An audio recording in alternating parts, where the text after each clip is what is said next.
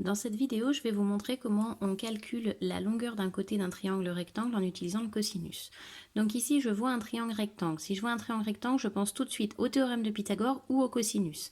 Étant donné que j'ai un angle qui intervient, je vais me rabattre sur le cosinus. Donc au niveau de la rédaction, je vais commencer par écrire que j'ai vu un triangle rectangle. Donc dans le triangle TOM rectangle en haut, on vérifie la condition et on l'écrit.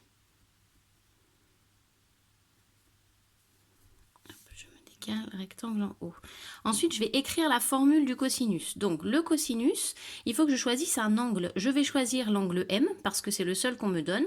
Donc, je vais écrire que le cosinus de l'angle M, avec un chapeau puisque c'est un angle, est égal, la formule de la leçon, elle me dit que c'est côté adjacent sur hypoténuse.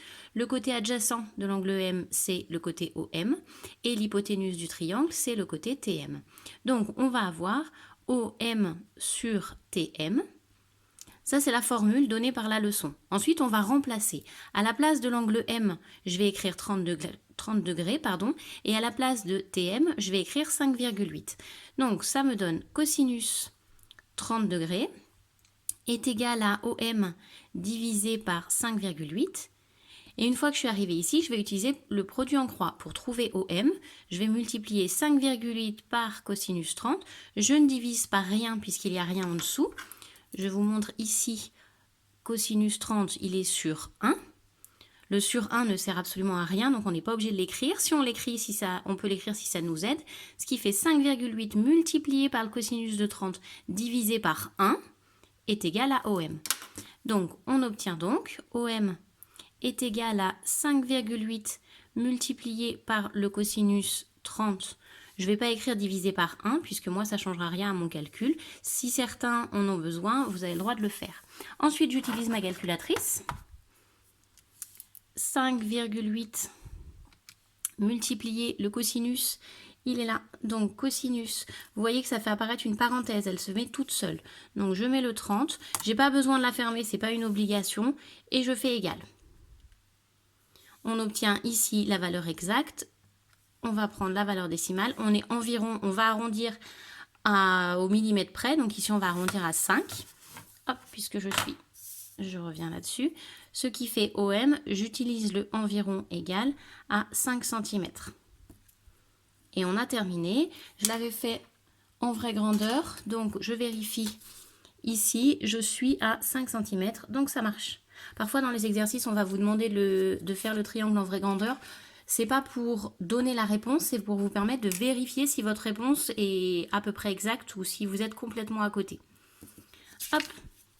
Alors je vous montre juste une chose avec l'utilisation de la calculatrice. Si on inverse et qu'on met ici, au lieu d'avoir mis 5,8 multiplié par cosinus 30, si on avait mis cosinus 30 multiplié par 5,8, c'est juste aussi.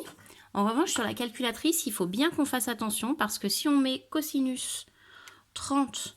Ici, si je mets le multiplié par 5,8, votre calculatrice, elle a mis le multiplié par 5,8 dans la parenthèse du cosinus. Donc ici, on ne va pas trouver la même réponse.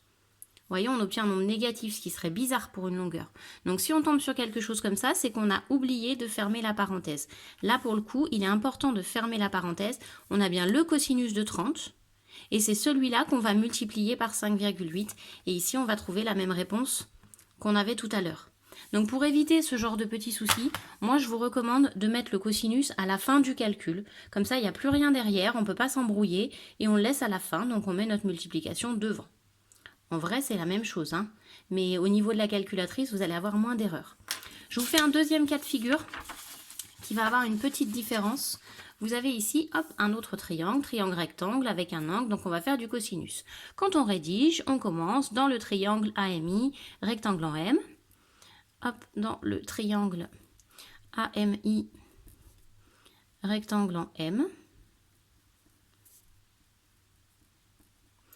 J'écris ma formule du cosinus. Je vais choisir l'angle I, puisque c'est le seul qui est donné dans l'exercice, avec un chapeau puisque c'est un angle.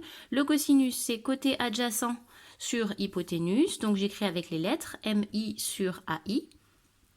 Et je remplace, j'obtiens cosinus de 30 est égal MI, c'est-à-dire 8, sur AI. Ici, quand je vais vouloir faire mon produit en croix, je remets le sur 1 pour ceux que ça peut aider. Pour trouver AI, on va faire 8 multiplié par 1 et on va diviser par le cosinus 30. Donc pour trouver AI, on va avoir 8. Le multiplier par 1, je ne l'écris pas parce que ça ne sert à rien. Donc ça fait 8 fois rien divisé par le cosinus 30. Ici, on est sur une division. Donc il faut bien faire attention. Je le tape à la calculatrice. J'ai dit 8 divisé par cosinus 30 égale... Ah, il ne veut pas, parce qu'il peut-être qu'il veut que je ferme la parenthèse ici. Voilà. On est à 9,2, je vais arrondir. AI est environ égal à 9,2. Je suis en centimètres puisque mon exercice est en centimètres. J'ai terminé.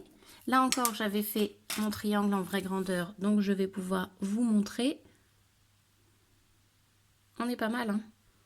Hop. Voilà, donc on fait bien attention, parfois sur le produit en croix, parfois ce sera la multiplication, parfois ce sera la division. Si le petit sur 1, il vous aide, n'hésitez pas à le faire et ensuite vous tracez. Pour vérifier votre réponse, si vous n'avez pas la possibilité de mesurer sur le triangle, vérifiez déjà, l'hypoténuse est censée être le plus grand côté du triangle. Donc si vous trouvez ici une mesure qui est plus petite que celui-là, vous savez à coup sûr que c'est faux. En général, votre erreur, elle vient d'ici. Vous avez multiplié au lieu de diviser, donc essayez de faire le calcul dans l'autre sens. Mais si on réfléchit bien en faisant ce produit en croix, normalement on ne se trompe pas. À vous de jouer.